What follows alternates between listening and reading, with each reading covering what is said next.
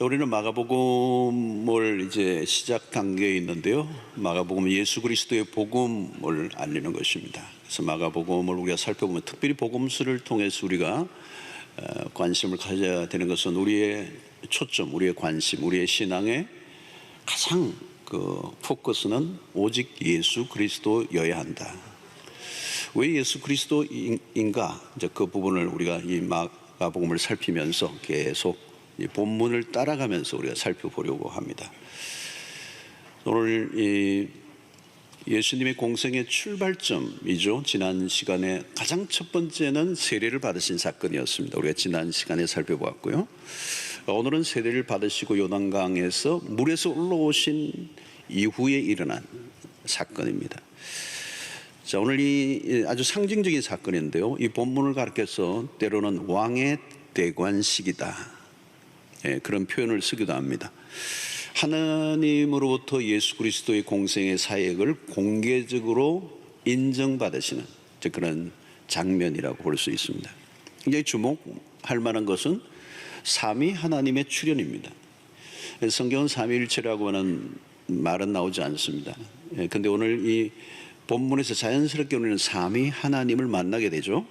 물에서 올라오시는 그리스도, 그리고 거기에서 말씀으로 임하신 성부 하나님, 그리고 비둘기같이 내려오신 성령, 성부와 성자와 성령, 이 세 하나님이 함께 만나는, 등장하는 장면입니다. 자, 여기서 어떤 일이 일어났습니까? 첫 번째는 하늘이 갈라졌다는 겁니다. 예수님이 경험하신 것이죠. 하늘이 갈라졌다. 자, 이게 하늘이 갈라지다라는 말은 은유인데요. 이 갈라졌다는 동사가 이 마가복음에 한 번 더 나옵니다. 마가복음 15장 38절에 같은 동사로 이렇게 나와요. 예, 성소 휘장이 위로부터 아래까지 찢어져 둘이 되니라. 여기 찢어져라는 말입니다. 이 같은 단어예요. 갈라졌다는 단어와 찢어졌다는 단어가 나옵니다. 예수 그리스도가 십자가 못 박혀 죽으실 때에 성전의 휘장이 위에서부터 아래로 찢어져 버렸습니다. 그 휘장은 no entry, 아무도 들어갈 수 없는 성소, 죄인이 들어가면 죽는 것입니다. 하나님을 곧바로 만날 수 없는 성전 제도의 상황을 얘기하는데요. 예수님의 육체가 찢어지는 순간 성전의 휘장이 위에서부터 아래로 찢어져 버렸습니다. 그 말은 이제 성전에 더 이상 효용이 없는, 유효하지 않는 그런 상실이 됐다고 얘기하는 거죠. 예수 그리스도의 죽으심을 통하여 이제 새로운 시대가 왔음을 알리는 겁니다. 그리고 하나님에게로 나아갈 수 있는 새롭고 산 길이 열렸다. 자, 찢어졌다는 이 말은 이전의 상태로 돌이킬 수 없다는 얘기입니다. 이제 새로운 시대가 열린 것을 말씀합니다. 자, 여기 하늘이 갈라졌다는 것은 작은 사건은 아니죠, 여러분. 하늘은 무엇을 상징합니까? 하늘은 하나님이 거처하시는 혹은 활동하시는 영역을 하늘이라고 표현을 합니다. 자, 그 말은 하나님은 하늘에서 모든 것을 통치하시고 다스리시는, 그래서 인간에 의해 조종을 당하거나 제한을 받지 아니하시는 권세를 상징하는 게 바로 하늘입니다. 그래서 하나님의 보좌는 하늘에 있고 창조된 모든 것은 그분의 발 아래에 있다, 그렇게 말씀하죠. 그래서 우리가 하나님을 얘기할 때는 하늘의 하나님 이렇게 표현을 합니다. 하늘의 하나님. 그래서 하나님은 하늘에서 그 보좌에 앉아 계시는, 통치하시는, 인간이 다가갈 수 없는, 알 수 없는 비밀스러운 영역이 하늘이다 하는 것입니다. 자, 우리는 이 땅의 세계만 보았고 하늘의 세계를 볼 길이 없습니다. 우리는 이 세상의 모든 땅의 것들이 중심이 된 것처럼 보이지만 사실은 하늘이 모든 것의 중심이죠. 땅의 문제는 땅이 스스로 풀지를 못해요. 땅의 문제를 풀 수 있는 것은 하늘에 달려있어요. 하늘의 권세. 오늘 세상에 온갖 문제들이 다 일어나지만 풀지 못하는 문제가 훨씬 더 많습니다. 하늘이 열리지 않으면 땅은 혼란 속에 있는 것이죠. 그래서 하나님의 뜻이 하늘에서 이룬 것처럼 땅에서도 이루어지다. 우리 주기도문이 그런 것입니다. 모든 결정권은 하늘이 지고 있다, 하나님이 지고 있다, 동일한 말입니다. 그래서 하늘 문을 여는 키는 인간이 가지고 있지 않아요. 이 열고 닫음은 전적으로 하나님의 손에 달려 있는 겁니다. 그래서 휘장이 찢어진 것도 마찬가지죠. 위에서 아래로 찢어졌다는 말은 누가 사람이 찢을 수 없는 하나님이 하신 일이에요. 자, 하늘과 땅에는 거대한 장벽이 있습니다. 자, 이게 갈라진. 그래서 하늘과 이 땅을 연결시키신 분이 바로 예수 그리스도이십니다. 자, 하늘이 갈라지고 어떤 일이 일어났습니까? 두 가지 일이 일어났습니다. 예수께서 하나는 본 것이고 하나는 들은 것입니다. 중요한 것은 이 보고 듣는 것이죠. 자, 첫째에 보신 게 뭡니까? 성령이 비둘기같이 자기에게 내려오심을 보시더니 그랬습니다. 자, 여러분, 여기서 매우 중요한 것은 그리스도가 세례를 받으셔 물 위에 올라오시는데 성령이 비둘기가 아니고 비둘기 같은 모양으로 내려오셨다고 그랬습니다. 자, 주님은 홀로 사역하지 않으셨습니다. 언제나 성령과 함께 사역을 하셨습니다. 본문은 창세기 1장 2절과 매우 연상을 하게 하는 대목이에요. 1장 2절을 보면 땅이 혼돈하고 공허하며 흑암이 깊음 위에 있고 하나님의 영은 수면 위에 운행하시니라. 창세기의 이 상황입니다. 모든 세상이 만들어지기 전에 혼돈과 공허 속에 있어요. 흑암의 깊은 위에 있을 때 하나님의 영이 수면 위에 운행하신, 이 혼돈과 공허로 가득한 세상에 하나님의 영이 운행하심으로 창조의 역사가 일어났다. 성령이 예수에게로 오신 이 일도 마찬가지라는 겁니다. 사망의 권세와 이 흑암이 가득한 이 세상 한가운데 성령이 오셔서 새로운 역사를 일으키실 것을 약속하고 있는 대목이 바로 이 대목입니다. 우리는 성령을 주로 뭐라고 하냐면 생명의 영이시다, 살리시는 영이다, 창조의 영이시다. 그래서 그리스도가 오심으로 성령이 그 그리스도 위에 임하심으로 이제 새로운 구원의 역사가 펼쳐질 것을 약속하고 있습니다. 자, 구약 가운데서도 성령의 임하심이 자주 강조되는데요. 이사야 61장 1절을 보면 이런 말씀이 있습니다. 우리 함께 다 같이 한번 읽어봅시다. 시작.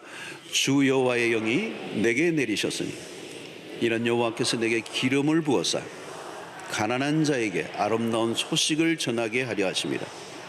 나를 보내사 마음이 상한 자를 고치며 포로된 자에게 자유를, 갇힌 자에게 노임을 선포하며. 자, 주 여호와의 영, 성령이십니다. 성령이 임하심으로 여호와께서 내게 기름을 부어사, 예수 그리스도를 예언하는 것이죠. 무슨 일이 나는 것입니까? 여기 보니까 마음이 상한 자를 고치고 포로된 자에게 자유를, 갇힌 자에게 노임을 선포하는. 자, 근데 이 성령이 왜 비둘기같이 내려오셨다고 하셨는가? 힘을 상징한다면, 능력을 상징한다면 독수리같이 임하셨다고 하면 더 어울릴 텐데, 당시 로마와 대항하려고 하면 독수리같이 강력한 메시아가 필요합니다. 비둘기는 근데 아주 강한 이미지가 아니죠. 비둘기는 주로 평화, 또 온유, 순결, 이런 것들을 상징합니다. 바로 이것은 그리스도의 사역이 평화적인 방식으로 이루어질 것을 말씀하고 있는 것이죠.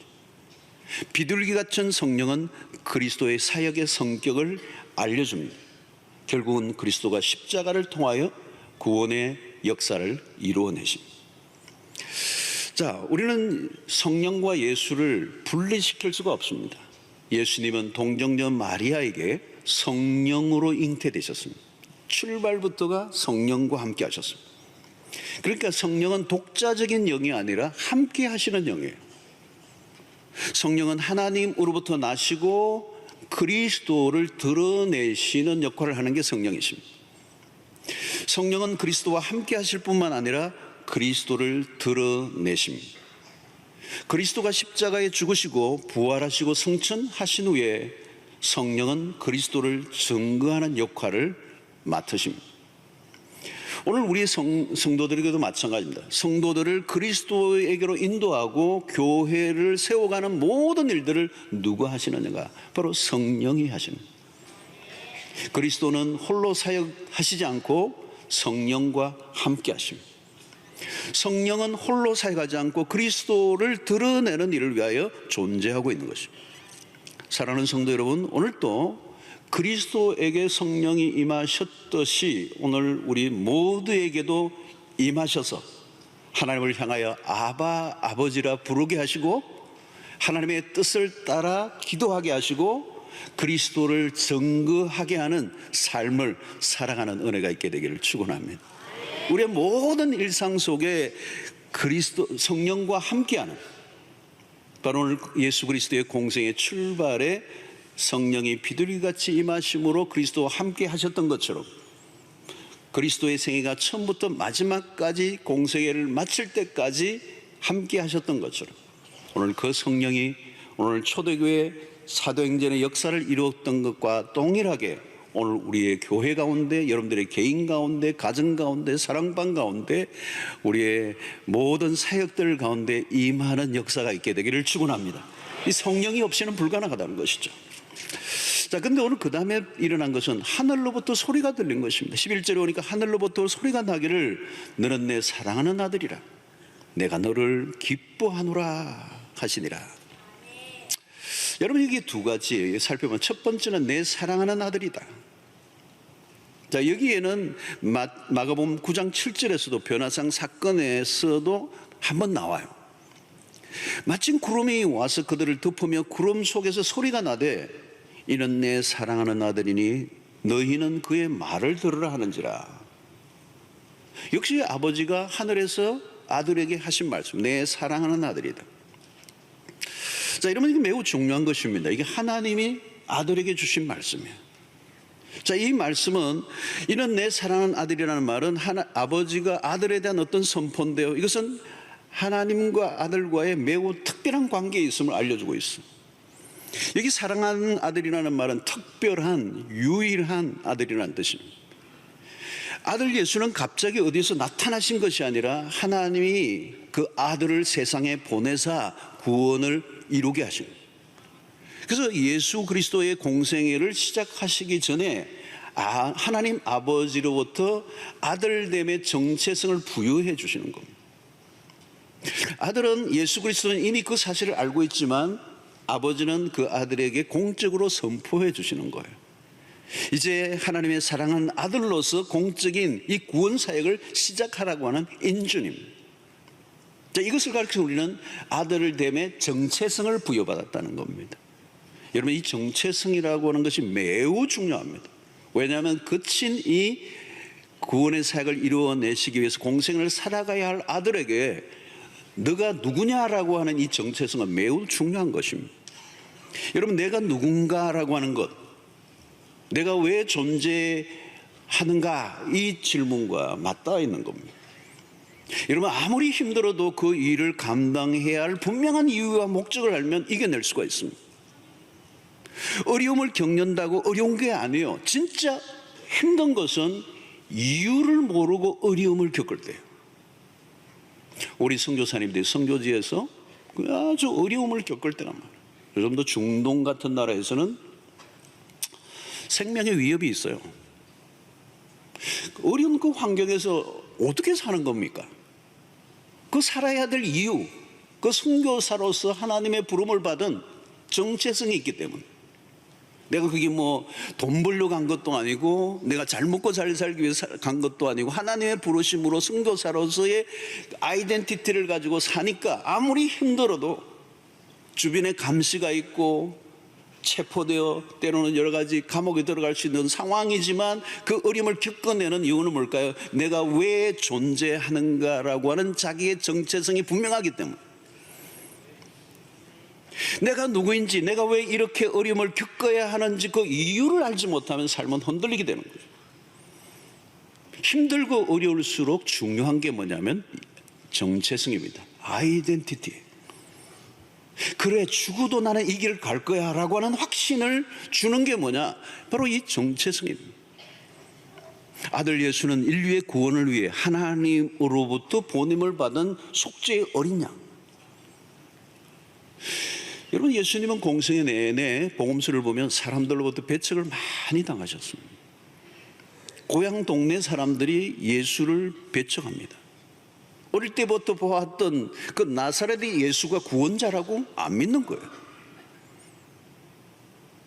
심지어 형제들, 그 육신의 그 동생들까지도 예수님을 배척했어요. 여러분, 가장 힘든 것은 가까운 사람들의 오해예요. 너가 무슨 메시아냐는 거죠. 너가 무슨 하나님의 아들이냐는 거죠. 마귀가 이것을 공격합니다. 이것을 우리가 다음 주를 살펴볼 거예요. 너가 하나님의 아들이어든 이 돌들을 떡이 되게 하라 라고 하는 이 시험의 본질은 뭐냐면 예수 그리스도의 아이덴티티, 정체성을 흔들어 버리는 것입니다. 마귀의 공격의 목표는 확실해요. 예수를 하나님의 아들로서의 정체성을 흔들어 놓는 것입니다. 종교 지도자들이 끊임없이 예수님에게 공생애 동안에 시비를 걸었던 게 이 대목이에요. 하나님의 아들로서의 그 정체성을 얘기할 때 다 죽여버리려고 그러죠. 참남하도다, 참남하도다. 오늘 공생애를 시작하기 직전에 하나님께서 하늘의 음성에 들려서 너는 내 사랑하는 아들이요 내 기뻐하는 자라. 누가 무슨 소리를 해도 너는 내 사랑하는 아들이다.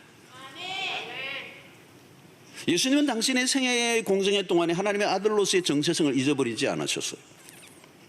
그래서 오늘 이 변화상 사건에서도 한 번 더 나오죠. 이는 내 사랑하는 아들이다.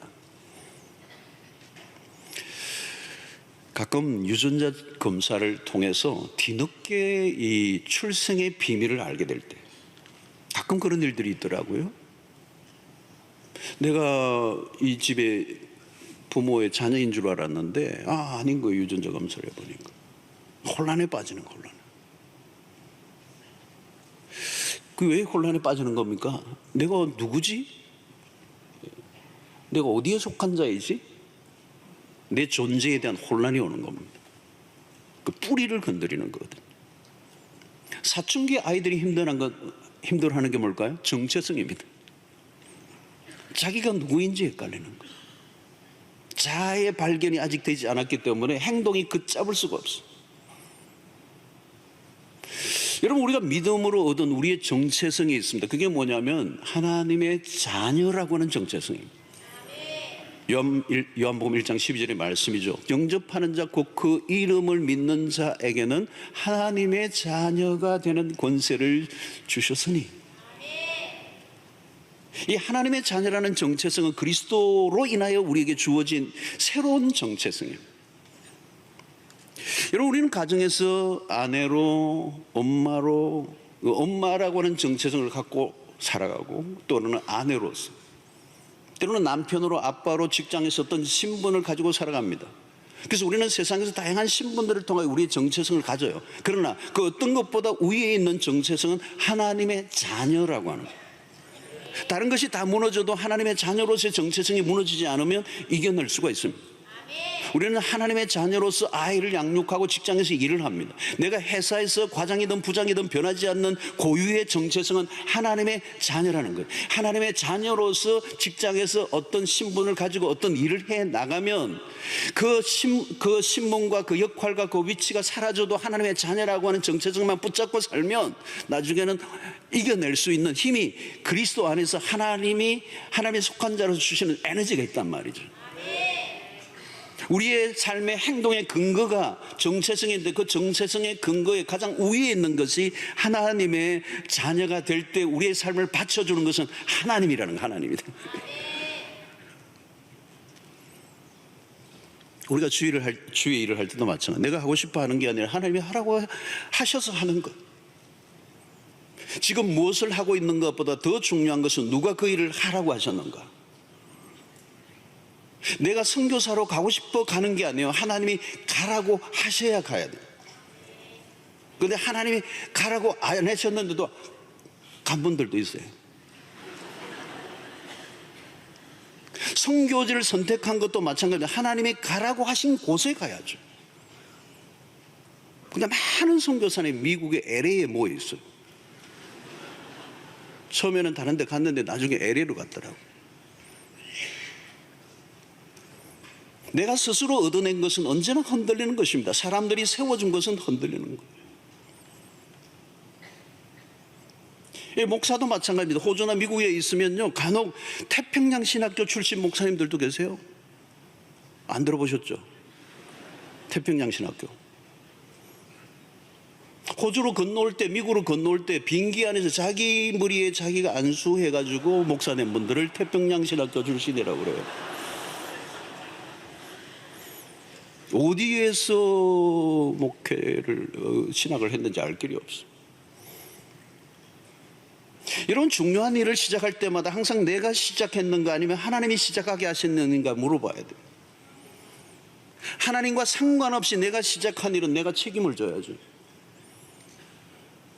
여러분, 많은 사람들이 자신의 직업이나 신분에 따라 흔들립니다. 자신의 직장의 직급이 자신의 정체성인 줄 알았던 사람은 퇴직하는 순간 모든 게 다 무너져 버립니다. 내가 누구인가, 나를 따르고 박수를 쳐주고 결제를 하는 일들을 할 때는 다 좋아요. 그러나 그 역할이 끝나면 갑자기 정신적 공황을 겪어버립니다. 세상적인 타이틀이 뭐 계속되는 게 있나요? 언젠가는 다 끝나는 것인데, 나는 누구인가? 죽을 때까지 붙들어야 할 정체성이 있는 것인가? 여러분, 누가 나를 인정해 주지 않아도 나를 향한 하나님의 사랑을 믿을 수 있어야 되죠. 하나님의 사랑하는 아들이 되었다는 말은 하나님이 책임져 주시는 인생, 하나님에게 속한 인생, 내 인생이 나에 의해서 결정되는 것이 아니라 하나님에 의해서 결정된다는 사실을 믿고 살아가는 거예요. 이는 내 사랑하는 아들이요, 하늘의 음성이 들리는 겁니다. 사실 여러분, 우리의 살아가게 만드는 에너지는 세상으로부터 여론과 정보와 어떤 지식과 이론이 아니라 하나님의 음성이 내 귀에 들려지는 은혜, 내 정체성을 결정하는 것이 하나님에 의해서 주어질 때, 내가 어디에 속해 있는가, 나의 현재 신분은 어디로부터 온 것인가, 하나님으로부터 온 정체성을 가지고 있다면 우리는 세상 어떤 것들로 인하여 흔들리지 않을 수가 있다는 거예요. 여러분, 이 정체성이라는 건 너무너무 중요합니다. 이 정체성에서 우리의 삶의 안정감이 나오는 거거든요. 그러니까 지금 예수님이 공생애 동안에 살아가야 할, 그 아들이 살아가야 할 그 척박하고 그 강팍한 세상의 한가운데 내몰리는 그 아들을 향하여 힘들고 어렵고 미움을 당하고 배척을 당하도 꿋꿋하게 살아가게 만드는 그 힘을 제공하기 위해서, 너는 내 사랑하는 아들이야. 누가 뭐라고 해도, 누가 모든 것들을 흔든다 할지라도, 그것을 반대한다 할지라도 내가 붙들어야 할 것은 하나님의 아들이라는 거죠. 여러분, 겉으로 웃고 건사해 보지만 내가 왜 일을 하고 있는지 힘들게 살아가는 사람들이 한두 명 아니에요. 그러므로 하나님과의 관계는 피상적인 것이 아닙니다. 복음은 우리의 정체성을 확실하게 해주는 것입니다. 나의 나됨은 하나님의 은혜입니다. 우리의 감정의 상태가 중요하지 않습니다. 하나님이 우리를 위해 아들을 내어놓으신 그 사랑을 우리가 붙들어야 되는 것이죠. 하나님과 나와의 관계만 붙들고 있으면 우리는 승리하는 것입니다. 바울은 그 관계를 어떻게 표현하고 있습니까? 로마서 8장 35절에 이렇게 얘기합니다. 누가 우리를 그리스도의 사랑에서 끊으려 환난이나 공고나 박해나 기근이나 적신이나 위험이나 칼이라. 여러분, 여기 나오는 언급되는 거 하나하나 보십시오. 하나도 쉬운 게 없어요. 환난, 공고, 박해, 기근, 적신, 위험, 칼, 하나하나 얼마나 위협적인 것들인 겁니까? 그러나 그 어떤 것도 그리스도의 사랑, 하나님과 나와의 관계를 끊어버릴 수 있는 것은 아무것도 없다는. 아들은 아버지와의 관계 안에서 그 아버지의 사랑을 믿는 거죠. 그래서 이것은 공생애를 걸어가는 내내 아버지가 아들에게 들려주셨던, 하늘을 열고 들려주셨던 이 음성이 예수 그리스도의 생애를 아름답게 마무리할 수 있는 힘이 되었던 거죠. 사랑하는 성도 여러분, 오늘도 우리의 삶이 쉽지 않지만 하늘 문을 여시고 주께서 우리에게 들려주시는 음성, 너는 내 사랑하는 아들이다, 딸이다. 이 음성이 천둥처럼 내게 들려진다면 우리는 이 믿음의 길을 넉넉하게 걸어갈 수 있으리라고 믿습니다. 자, 오늘 여기 보면 내가 너를 기뻐하노라. 그렇죠. 내가 너를 기뻐하노라. 그러니까 너는 내 사랑하는 아들이라는 말은 아이덴티티의 문제라면, 너는 기뻐하는 자라는 이 말은 자존감의 문제예요.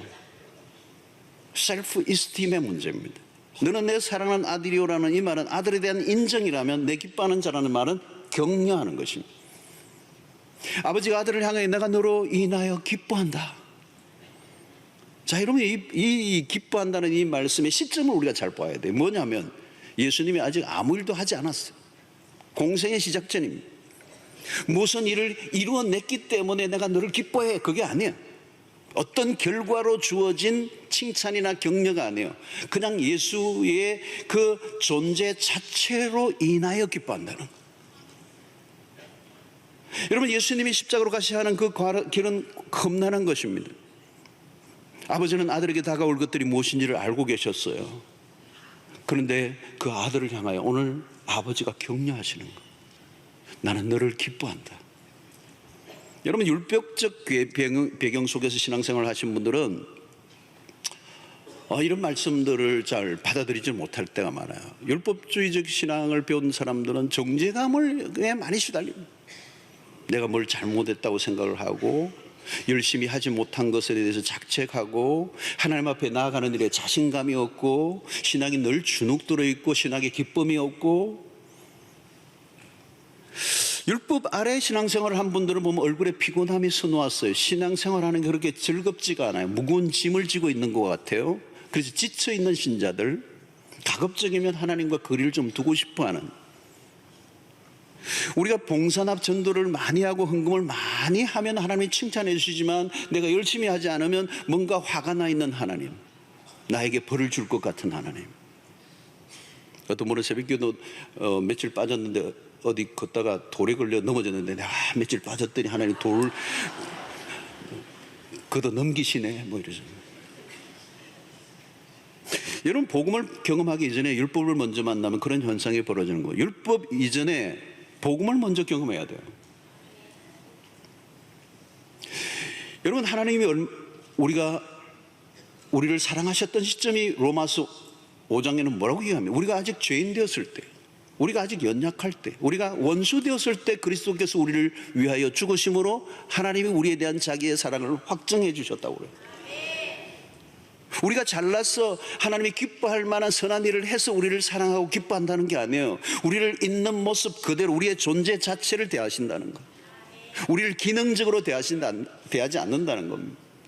여러분, 세상적인 가치는 뭐예요? 세상은 날마다 넌 돈 되냐 따지잖아요.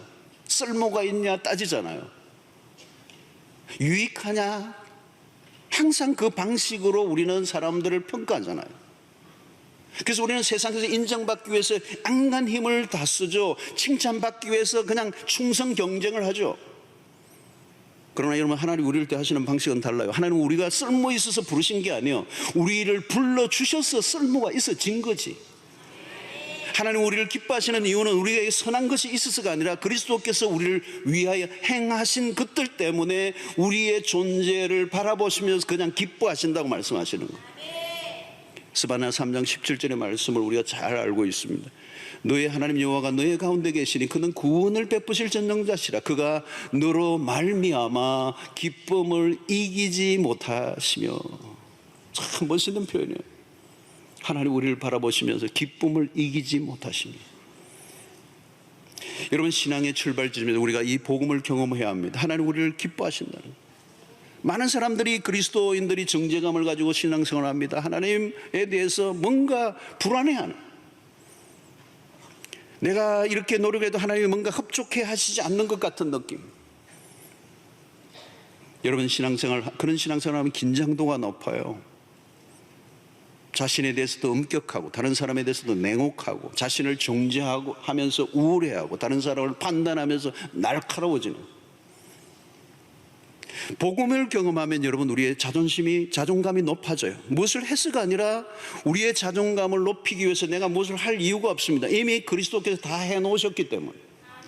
하나님 우리를 위해 행하여 놓으신 그것이 우리의 자존감의 근거예요. 우리가 무엇인가 열심히 해야 칭찬과 인정을 받는 것이 아니라 하나님께서 그리스도를 통하여 이루어 놓으신 그 일 때문에 우리를 있는 모습 그대로 받아들여 주시고 우리를 하나님의 자녀 삼아 주시고 우리를 향하여 내가 너를 기뻐한다고 말씀하시는 하나님이십니다. 우리의 노력이나 행위로 하나님 앞에는 나아갈 수가 없어요. 우리의 의는 더러운 옷과 같다고 그랬습니다. 자랑할 게 아무것도 없어요. 우리가 아무리 노력해도 함량 미달이에요. 하나님 우리를 받아주신 것은 오직 예수 때문인 줄로 믿습니다. 하나님이 그냥 나로 기뻐하신다는 거예요. 얼마나 우리를 사랑하시는가. 여러분, 우리가 부모들을 보면 이런 대목들을 우리가 느낄 수가 있어요. 우리 젊은 우리 커플 부모들이 보면 아이를 낳고 첫 아이를 그냥 부부가 우리 젊은 부부들이 그 아이를 보면서 예뻐하는 거 보면요, 보니까 뭐 하는 거는 별로 없잖아요. 그 애가 내 먹고 싸고 뭐 그거밖에 하는 거 없잖아요. 그리고 내 울고 뭐 밤에 막 자고 깨우고 얼마나 힘들게 합니까? 근데도 뭐 한번 빵긋 웃으면 뭐 완전히 그냥 뭐 행복해가지고 어쩔 줄 몰라 하고 내가 너로 기뻐한다는 거예요. 주일날도 보니까 와가지고 예배 안 드리고 그 아이만 보고 있더라고요. 내가 보니까 경배하며 뭐 그냥 살펴보면서 묵상하며. 왜 그런 거죠, 여러분? 자기가 낳았기 때문에.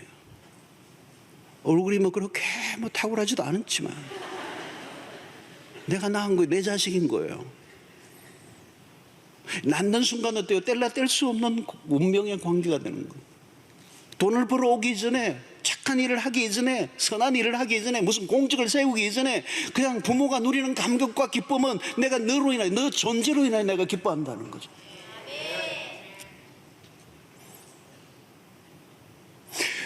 너는 내 사랑을 하려 내가 너를 기뻐한다. 이건 최고의 인정과 존중과 그 가치를 인정해주고 격려하는 겁니다. 아들 예수에게 그것은 큰 힘이었을 것입니다. 십자가를 걸어가는 길의 에너지였을 거예요. 아들의 자존감입니다. 내가 너를 기뻐해. 여러분, 우리 자녀들에게 부모들이 해줄 수 있는 최고의 것은 그런 거죠. 내가 너로 인하여 기뻐해. 공부 못해도. 근데 왜 우리는 화를 내고 모욕하고 모멸감을 주고 너가 할 줄 아는 게 뭐니? 너 낳고 내가 미역국을 먹었다니 후회가 된다. 여러분, 그 아이들에게 그 어떤 행위로 인하여 그들을 평가하고 그들에게 말을 하면요, 그 아이들의 존재감이 약해요. 낮은 자존감에 시달리고 상처 속에 살아가고 그 상처는 그대로 부모에게 돌아가요. 남자친구에게 자여도 씩씩하게 살아가는 자매가 있는가 하면 막 약 먹고 죽으려고 하는 사람이 있어요. 남자가 그 사람밖에 없나? 계약직으로 있어도 행복하게 다니는 사람이 있는가 하면 높은 위치에 성공했다는 그 자리에 앉아 있는데도 늘 불안해하고 낮은 자존감으로 사람들을 눈치 보며 살아가는 사람들이 있습니다. 여러분, 자존감이 높은 사람들은요, 주어진 현실을 있는 그대로 잘 받아들여요. 외도를 하는 남자들 가운데 자존감이 낮은 사람들이 많다는 거예요. 실제적으로요. 인정받고 싶은 욕구가 채워지지 않으니까 일탈이에요. 일탈. 가족들이 그의 가치를 인정해주지 않을 때 엉뚱한 곳에서 자신의 존재를 확인하려고 하는 거예요. 한국 사회 외도가 많은 원인 중 하나가 어쩌면 남성들의 낮은 자존감 때문일지도 모릅니다. 여러분, 우리 부모의 역할은 자녀들에게 내가 너를 기뻐해, 너의 존재로 평가하고 어떤 외적인 결과로 그 아이들의 가치와 점수를 매기는 이 잔인한 문화, 그래서 끊임없이 루즈를 만들어내는, 무능하고 무기력하고 못난 자로 만들어 버리는, 그건 죽게 만드는 거죠. 살게 만드는 힘을 주지를 않아요. 오늘 아들을 향해 난 널 기뻐해, 이 말은 그 힘들고 어려운 그 길을 걸어가는 그 아들에게 아버지가 주시는 최고의 힘이죠. 힘든 세상이지만 흔들리지 않고 살아가게 만드는 그 힘이 바로 여기에 있는 것입니다. 사랑하는 여러분들, 하나님의 사랑과 격려를 늘 공급받는 은혜가 있게 되기를 바랍니다. 하나님 우리를 내치는 분이 아니십니다. 십자가를 통하여 우리에게 주시는 놀라운 은혜가 무엇입니까? 너가 어떤 경우에도 난 널 거절하지 못한다. 너는 내 사랑하는 아들이요 기뻐하는 자라고 얘기할 수밖에 없는 근거는 하나님이 그 아들을 우리를 위하여 내어주셨기 때문에. 성도 여러분, 하늘이 열리고 하늘의 비밀이 이 세상에 드러나는 우리 장면을 오늘 보고 있습니다. 오늘 우리의 삶 속에 하늘의 문이 열리는 은혜가 있게 되기를 축원합니다. 하나님이 움직이셔야 역사가 일어납니다. 하나님이 시작하셔야 새로운 일이 일어납니다. 인간의 일은 늘 거기서 거기에요. 오늘도 여러분의 인생 가운데 풀리지 않는 여러 가지 문제와 어려움이 있다면 내가 안간 힘을 써서 해결하려고 하지 마시고요. 딱 기도는 딱 하나요. 하늘 문을 여소서. 하나님이 일하십시오. 저는 우리 이 땅의 모든 일들도 그렇다고 생각해요. 하나님이 일하시지 않으면요, 답이 없어요. 인간에게는 답이 없어요. 하나님은 오늘 또 우리를 통하여 하나님의 그 역사를 또 이루어 가시기를 원하십니다. 여러분들의 삶 속에 성령이 비둘기같이 임하셨던 것처럼 성령이 임하시게 되기를 축원합니다. 낙심하고 절망하기 쉬운 세상에서 날마다 기죽고 날마다 그냥 포기하고 절망하고 낙심하고 허무에 빠져 있는 오늘 이 세상 가운데서 잔인하게 평가하고 잔인하게 점수를 매기는 이 세상의 문화 속에서 너가 어떤 모습으로 있든지 너는 내 사랑하는 아들이고 내 기뻐하는 자라고 말씀하시는 이 사랑스러운 주의 음성을 들으시는 은혜가 있게 되기를 축원합니다. 여러분, 다른 사람들이 인정받기 위해서, 다른 사람에게 뭔가 더 나은 평가를 받기 위해서 몸부림을 치는 그 삶을 내려놓으시고요, 우리 하나님으로부터 이 기가 막힌 사랑의 음성을 들으심으로 내 정체성의 근거는 하나님이 되시고 나는 하나님의 아들입니다. 하나님의 딸입니다. 내 인생은 하나님의 손에 있습니다. 흔들리지 마시고요, 두려워하지 마시고 거침없이 담대하게 하나님의 나라를 위하여 달려가는 옹골찬 주의 백성들 되시기를 주의 이름으로 축원합니다.